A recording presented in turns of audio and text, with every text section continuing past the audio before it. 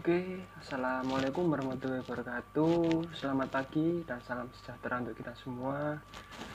Nah, di pagi hari ini kita lama udah nggak jumpa, baik itu langsung atau tidak langsung. Gak kerasa sudah kelas 11 sekarang. Nah, di sini saya akan tetap ngajar mata pelajaran sejarah Indonesia. Tapi tenang, hari ini kita nggak akan langsung masuk ke materi. Jadi hari ini kita akan mereview materi kelas 10 kemarin. Dari materi manusia purba sampai dengan kerajaan Islam. Jadi biar merefresh ilmu-ilmu selama kelas 10 kemarin. Jadi nggak usah langsung ke materi. Oke, kalau begitu kita bisa langsung saja. Oh ya, lupa, sebelumnya bagi yang belum pernah saya ajar, nama saya Ervin Herdiansyah. Di sini saya akan mengajar mata pelajaran sejarah Indonesia. Oke, tanpa membuang banyak waktu, kita langsung saja ya mereview materi-materi kelas 10 kemarin. Dari materi masa praaksara. Oke, kita langsung mulai, yaitu pertama kita akan membahas dulu apa itu praaksara. Ada yang masih ingat atau sudah lupa sama sekali? Nah, kalau saya sendiri sih mengira kalian pasti sudah lupa. Nah, maka dari itu akan saya bahas lagi apa itu praaksara. Jadi praaksara itu berasal dari dua suku kata. Yang pertama adalah pra yang berarti sebelum, dan aksara itu adalah tulisan. Jadi pra dan aksara kalau digabung menjadi sebelum tulisan. Tapi masa gitu aja? Nah, tidak. Jadi arti dari praaksara secara ilmu itu adalah masa dimana belum ditemukan atau digunakannya tulisan. Jadi manusia yang hidup pada masa praaksara ini, mereka itu masih belum mengenal tulisan dalam kehidupan mereka. Jadi mereka itu hidupnya sangat-sangat sederhana dan terbatas. Nah, kalau misalnya nggak ada tulisan, terus bagaimana caranya kita bisa mengetahui kehidupan mereka? Kan mereka tidak bisa menuliskan apapun atau catatan kan? Nah, cara untuk mengetahui kehidupan pada masa praaksara yang pertama itu adalah menggunakan alat-alat atau peninggalan budaya yang pernah digunakan oleh manusia praaksara, atau kalau dalam sebutan sehari-harinya itu mereka disebut manusia purba. Nah, yang pertama adalah yang bisa dijadikan bukti atau sumber sejarah adalah bangunan-bangunan megalitik. Bangunan megalitik itu adalah bangunan yang terbuat dari batu, dan bangunan ini bentuknya besar. Jadi ada beberapa macam bangunan megalitik yang digunakan sebagai kayak manusia purba ini pernah hidup dan menghasilkan benda-benda ini. Salah satunya adalah menhir. Menhir ini adalah tugu batu. Contohnya ada di gambar sebelah ini. Itu adalah menhir. Terus selain menhir ada juga punden berundak, terus kubur batu, terus sarkofagus. Nah, itu adalah beberapa contoh benda-benda megalitik atau terbuat dari batu besar. Nah, selain benda-benda megalitik ada lagi alat serpi atau alat bantu kehidupan manusia purba. Contohnya adalah beberapa kapak yang berasal dari batu. Terus selain itu adalah fosil dari manusia purba itu sendiri. Jadi beberapa benda yang sudah saya sebutkan tadi itu adalah merupakan bukti atau sumber bahwa manusia purba itu pernah hidup, karena mereka itu tidak meninggalkan tulisan, tapi mereka meninggalkan benda dan kebudayaan. Nah, salah satunya yaitu adalah menhir tadi, menhir, terus kapak genggam, terus fosil mereka juga, dan ciri-ciri fosil mereka sendiri itu berbeda dengan manusia modern, dimana ciri utamanya adalah ukuran tengkorak atau volume otaknya itu jauh atau masih di bawah manusia modern. Kalau manusia modern sendiri sih seperti kita ini, ukuran otak atau volume otaknya itu di atas 1000 cc. Kalau manusia purba itu mayoritas di bawah 1000 cc. Jadi kayak misalnya ini manusia modern. Ini kera atau simpanse. Nah, manusia purba itu berada di tengah-tengahnya. Lebih tinggi dari simpanse atau primata, tapi di bawah manusia. Oke, kita lanjut. Selanjutnya adalah masa hidup manusia purba. Jadi masa hidup manusia purba ini dibagi menjadi 3. Yang pertama adalah berburu dan mengumpulkan makanan. Jadi mereka itu hidupnya hanya mengandalkan alam. Kalau misalnya di daerah itu sumber makanannya sudah habis, ya udah mereka pergi ke tempat yang lain. Nah, hal ini itu disebut juga dengan istilah nomaden. Jadi mereka itu berpindah-pindah tempat. Biasanya mereka itu lebih memilih tempat di pinggiran sungai. Alasannya kenapa kok mereka memilih di pinggiran sungai? Nah, karena sungai itu adalah tempat air, dan air adalah sumber utama kehidupan. Jadi di sekitar sungai atau di bantaran sungai biasanya itu tempatnya subur. Jadi banyak terdapat tumbuhan dan hewan yang pergi ke sungai. Hewannya bisa diburu, tumbuhannya bisa digunakan untuk makan juga. Nah, itu yang disebut kehidupan nomaden. Jadi mereka hidupnya berpindah-pindah dan sangat bergantung terhadap hasil alam.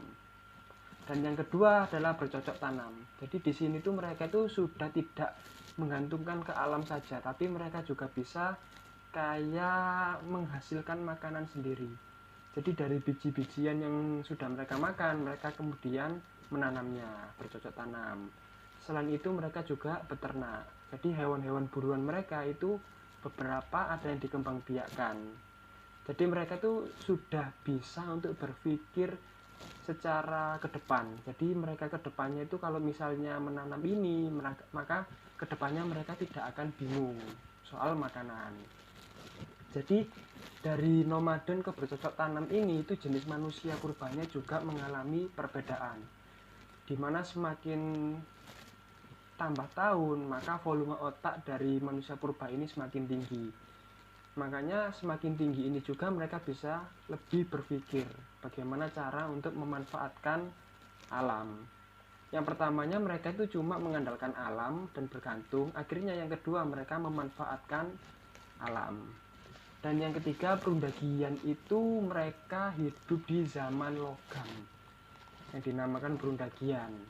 Jadi mereka itu alat-alatnya sudah menggunakan alat logam.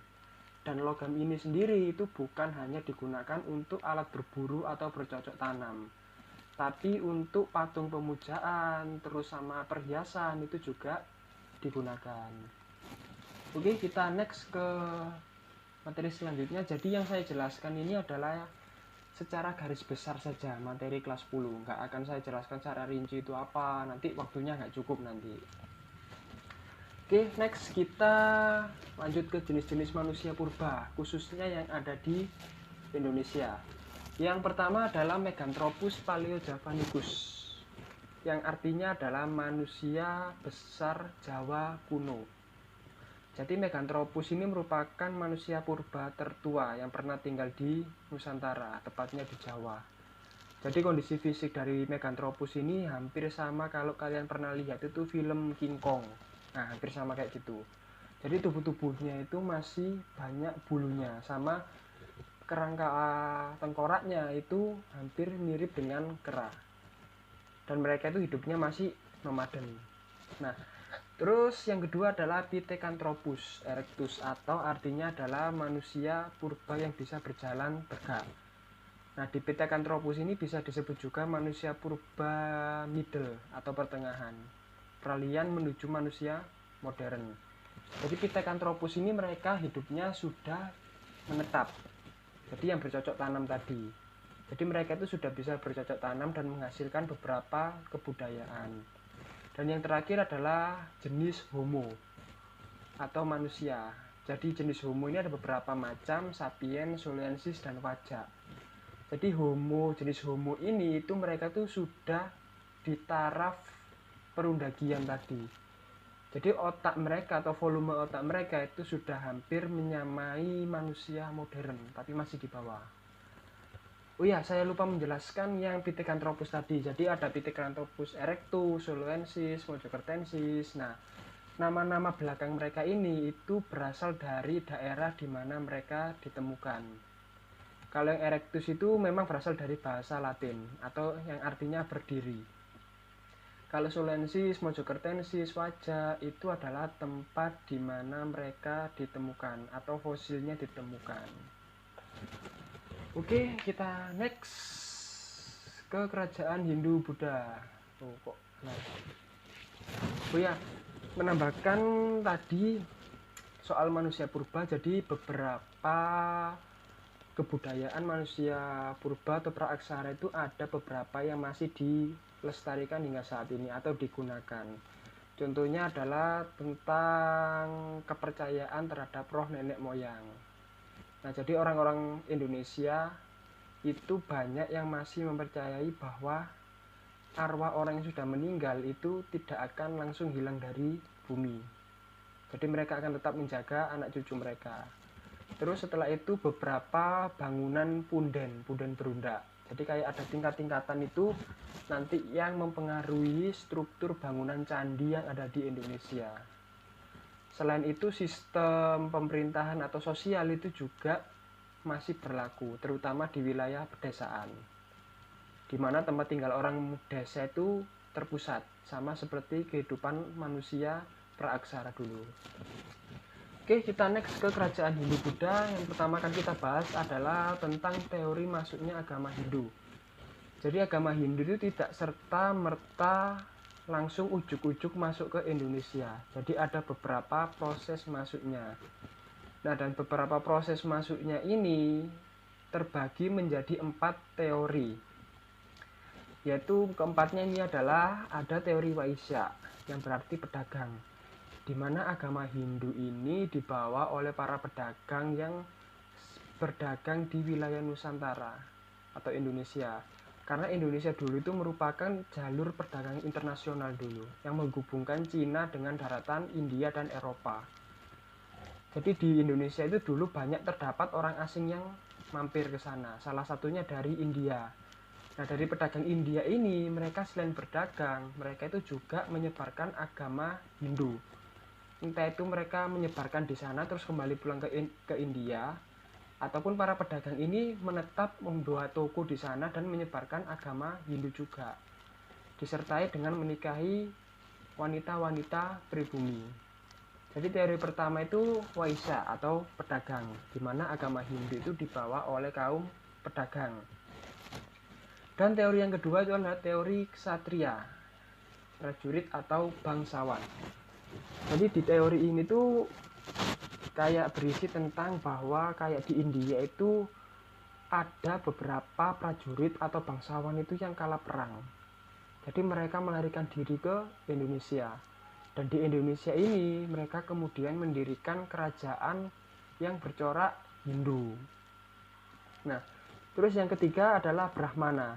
Jadi para Brahmana atau pendeta Hindu ini itu biasanya sengaja diundang oleh raja-raja lokal atau raja pribumi untuk mengajarkan agama Hindu di kerajaan mereka. Nah, jadi para Brahmana ini mereka itu hanya mengajarkan di lingkungan kerajaannya saja. Dan untuk ke masyarakat lainnya, biasanya mereka menggunakan orang-orang kerajaan sendiri yang sudah menguasai agama Hindu. Nah, bahkan di kerajaan Sriwijaya sendiri itu bahkan ada seperti sekolah khusus untuk biksu. Nah, biksu ini agama Buddha. Jadi Sriwijaya waktu itu sempat menjadi pusat peradaban Buddha di Indonesia.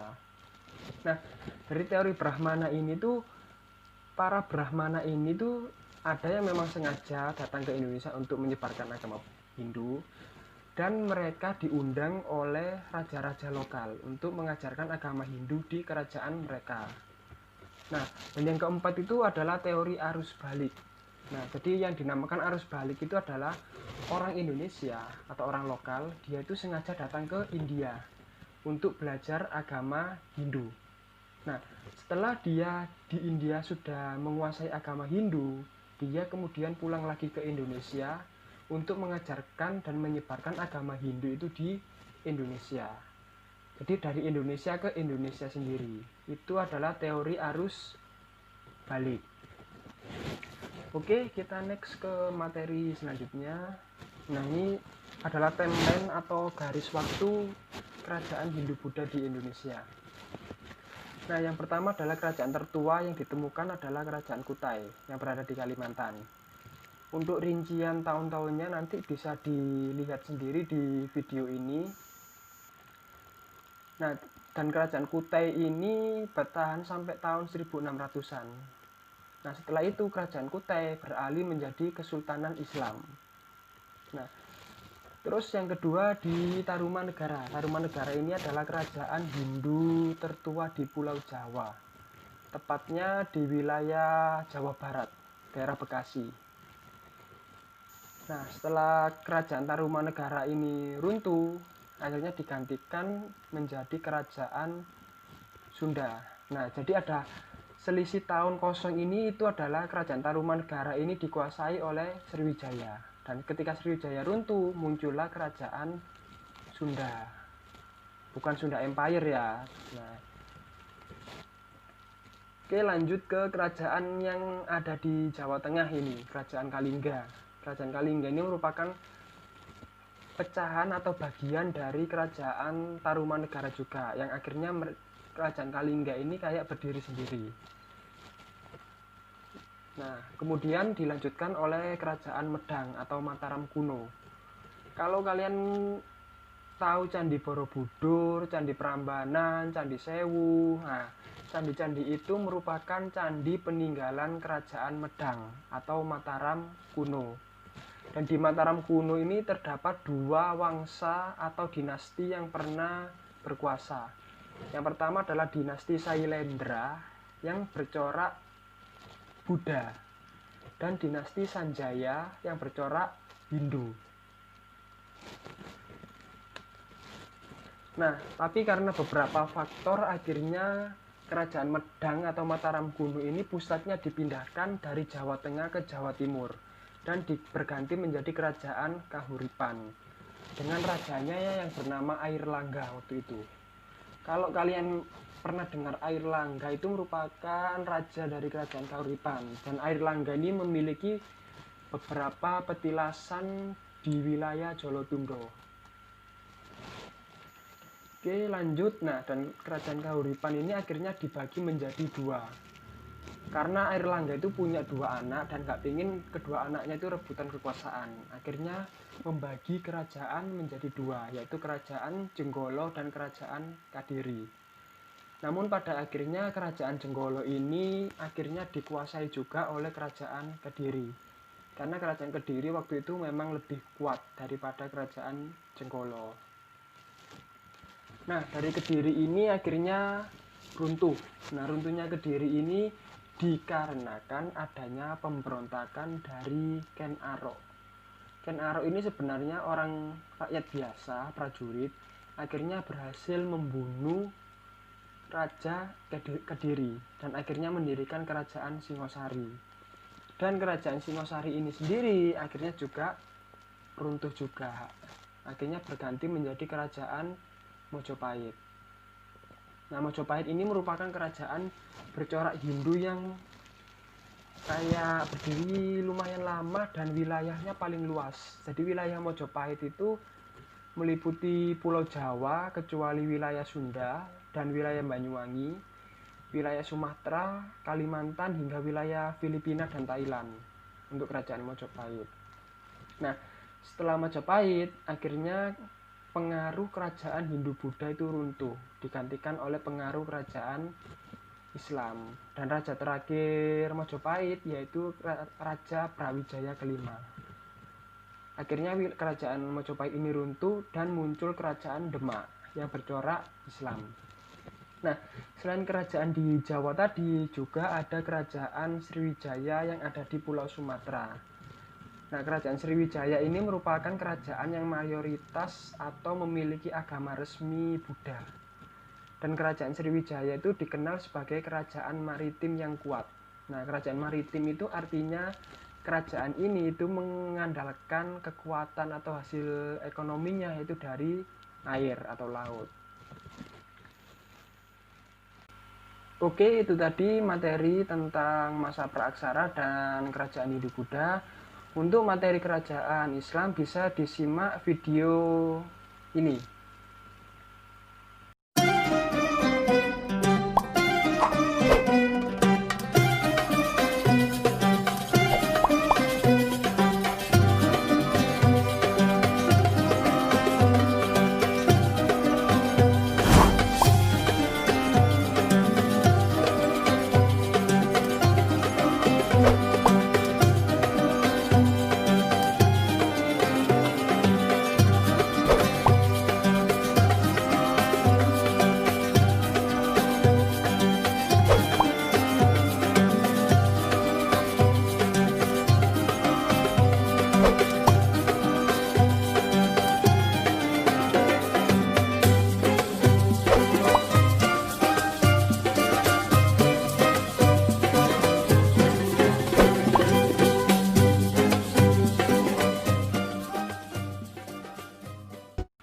Oke, itu tadi review materi yang bisa saya sampaikan. Kalau ada pertanyaan bisa ditanyakan di aplikasi yang disediakan atau bisa japri melalui WA ke saya. Dan untuk tugas bisa dilihat di bagian tugas. Nah, untuk tugasnya sendiri akan saya beri waktu 1 minggu. Jadi tidak 1 hari. Oke, jika sudah cukup itu saja dari saya. Jika ada salah kata mohon maaf. Wassalamualaikum warahmatullahi wabarakatuh. Tetap semangat walaupun di rumah saja.